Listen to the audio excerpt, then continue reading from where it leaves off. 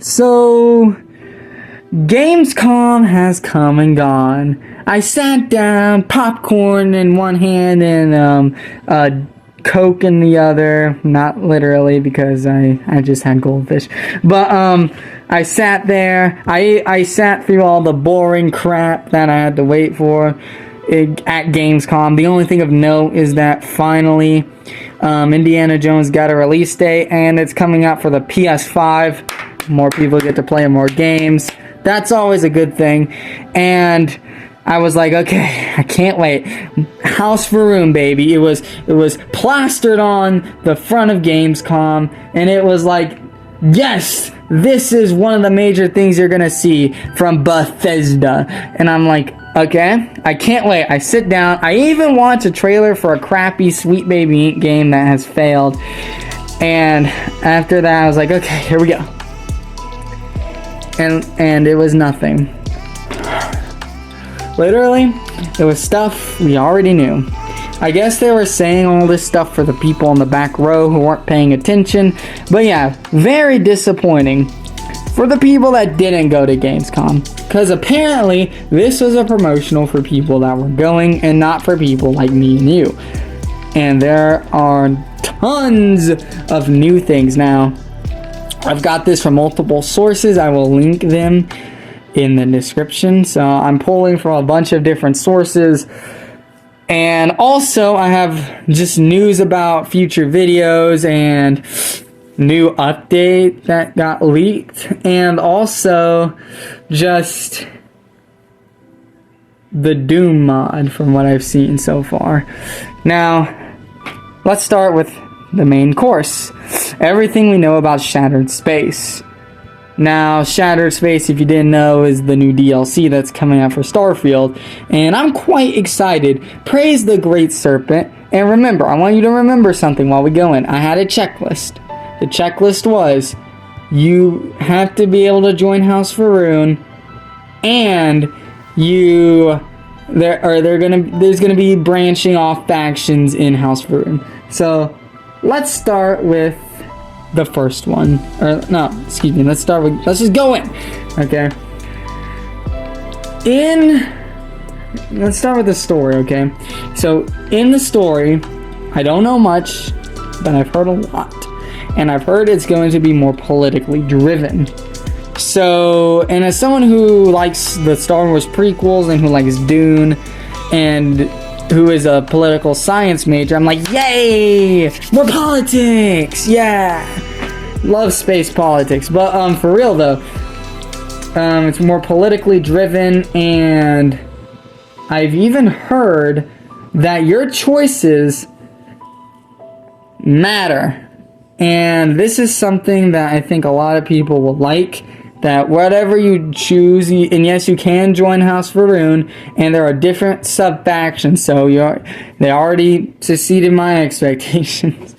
But also, your choices matter a lot more, and they will affect what House Faroon is, and I've even heard that it will affect some, like, not that much, but other factions in the settled systems, so that is good. We like that around here. And also, the world is pretty big, from what I've heard. They put a lot of work into it. I mean, Todd Howard has even said it's a meaty DLC. So, that's great. And apparently there's like a discourse going on. Again, I don't know the main story, nor do I want to know. I want to experience it for myself, and I wouldn't spoil it for you guys even if I did know.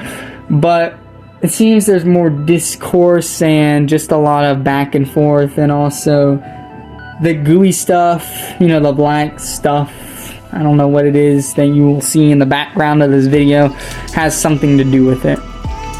Now, I know I spoke about the location and how big it's going to be. I heard it's pretty big, but also I've also heard that it's more designed around vehicles, which is great. Again, at the end of the Rev 8 trailer for the vehicles, it showed a little snippet of Varun Kai, which is great with the vehicle. So, yeah. Also, unlike what we thought, It won't be in another galaxy. It will, like, when the DLC, from what I've heard, now take this with a grain of salt, but when you unlock the DLC, you'll unlock another system. Now, it may be far away. You might, there might be a mission you take and then the ship teleports you to the Brunkai, or it will be like, here, go to these coordinates. Who knows? But you can land there. You can leave and go or you can stay and leave as you please, which is good. Something different from Fallout, but that means my theory is kind of wrong, but it was just a fun theory anyways. Now, one thing that was interesting to me was the new stuff. Of course, there's going to be new suits, there's going to be new clothing, there's going to be new weapons, and all that stuff, which we already knew that. That was probably a given. New guns, new all that. But also, new ship customizable options, which is interesting to me. Maybe we'll get stairs. Ooh, the elusive stairs that we've always been wanting. Ramps and stairs and all that. Ooh. Neato burrito. And also, there will be more gadgets you'll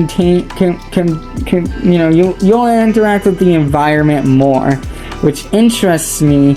More environmental interaction tools and gadgets. So I don't know what that means to help you explore the terrain. I heard someone say or suggest maybe grappling hooks, which I don't even know how that would work. Maybe a hoverboard. That's what I was thinking, or like some hover shoes, maybe a nod to Shadow because it's the year of Shadow, but a hoverboard would be so awesome. I would totally want that because the car is nice. I love the car, don't get me wrong, but a hoverboard that you keep in your inventory would be really nice, or some shoes or something where you go faster than your normal speed. Like maybe the average speed is faster, not as fast as you're sprinting, but faster than your like jogging pace. And then when you do the boost, it's way faster than your sprinting. I think that would be neat, but who knows? We'll see. And also I've heard that the planet feels very alien, and they're leaning into the horror aesthetic of House Varun, which, from what I've seen, I am excited. This may be their top 3 best DLC ever if they can stick the landing. Now, I don't speak for everybody, but I think a lot of people, this is the make it or break it for a lot of people, since this is going to be more handcrafted and more, more like a classic Bethesda experience. I think a lot of people this will be a make it or break it for me, because a lot of people thought Bethesda lost their touch with Starfield, and I think these people, this might be like, okay, to prove to me, because whatever is in this DLC will be what the Elder Scrolls 6 will be, probably, or what the next Fallout 5 will be, whichever one comes first, because at this point I have no idea. But this will be that. So we don't know. And so this might be the make it or break it for some people.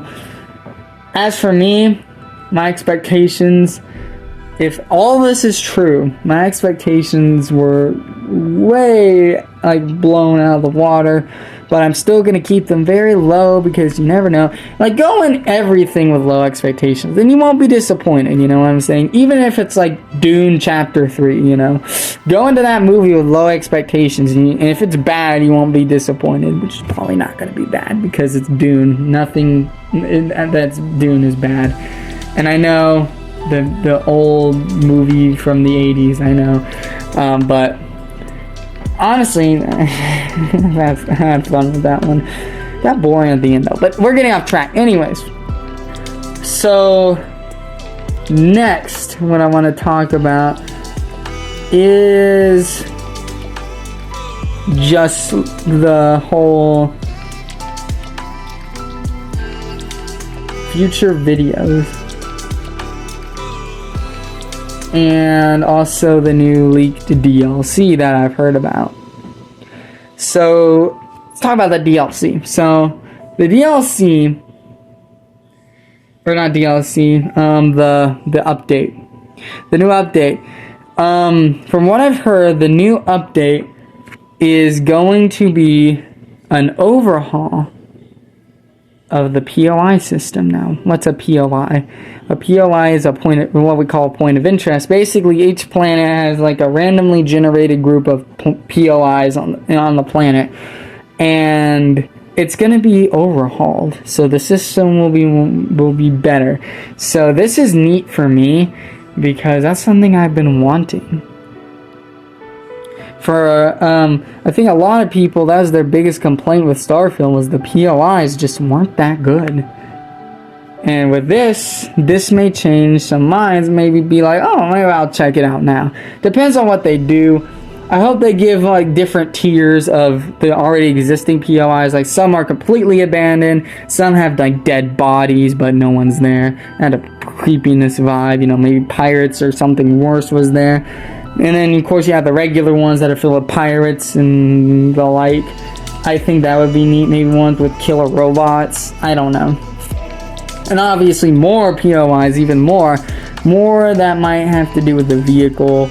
Maybe more just random stuff, of course. More stuff to do on each planet, I think, would be better. This will be nice. I think this will be good. This can be literally anything. You know, it can't be worse, right? You can't make it worse. When do I think this update's coming out? Probably after Shattered Space gets dropped. I highly doubt there's going to be an update, because we already got the major Rev 8 update like a week ago. So I highly doubt that we are going to get another update before Shattered Space. Maybe it will come with Shattered Space, but I highly doubt it. It will probably be sometime after. But yeah, that's just my 2 cents. Also, Starfield is getting its 1-year anniversary soon, so there may be like a special video about it or something. And when that drops, I'm going to make a video talking about how I feel about Starfield, really getting my opinions out there. Like I've done it before, but I think in one video where I talk about how the game has changed for me, how's the game gotten better, maybe worse in some areas, would I recommend it to any newcomers, and give my like definitive Starfield like scoring and how I feel. So yeah, thank you for watching, and I will see you all later. Bye.